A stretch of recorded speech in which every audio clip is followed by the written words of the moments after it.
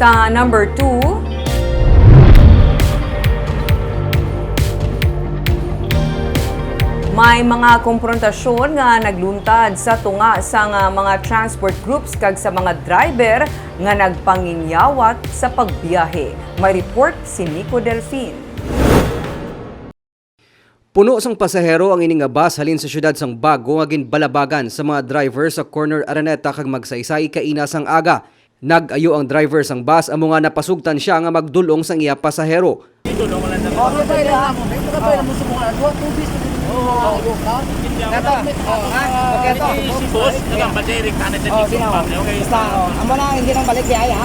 Magluwas sa iya, nagpanginyawat man biyahe mga tricycle. Ilabi na nga madamo sa mga pasahero ang nabihangan sa dalan kay wala sang masakyan. Ang iban siguro nga kawat-kawat biyahe basi bala wala man sila makaon sila panimalay.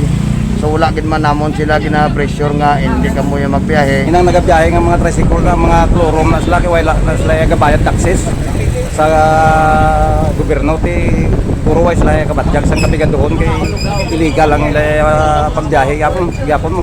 Si JR nga empleyado sang isa ka hardware sa downtown area, inoras nga naghulat sa Lopez East sa paglabay sang libre sakay isang barangay Estefania. Jay nga dancing na supot sa ang kaso 60 per head. Ang amoto Angkas. Oo, na. Angkas kabi sila. Oo. Tricycle na bukan. Hindi lang mga tricycle ang nagpanginyawat biyahe. May mga taximan nga nagpunsok sa North Terminal para makakuha sang pasahero. Ang mga bus sang Vallecar Transit Incorporated nagpadayon man sa pagbiyahe. Panawagan sang katapos ng transport group nga kuntani updan sila sa mga driver pati na sang pumuluyo sa panawagan agud mapahagan-hagan ang epekto sang pagsaka sang presyo sang petroleum products sa pungsod. Kapag pa ang local government, national, may mga aksyon man, tamdo na problema sa transport. Okay man lang sa inyo, ma'am, nga manabla may mga private like ang city, may libre sakay. Ila na niya sa diskresyon, no? Ang syudad. Kung may amo na sila yung kwan. Pero sa gyapon, ginapilar namon, kung pwede, no? Sa mga private vehicle, mga motor. Kabalo ko nga may mga balatsyagon man na sila.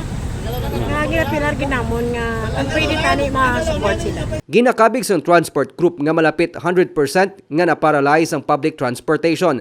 Buwas may rollback nga ipatuman sa mga gas station sa pungsod.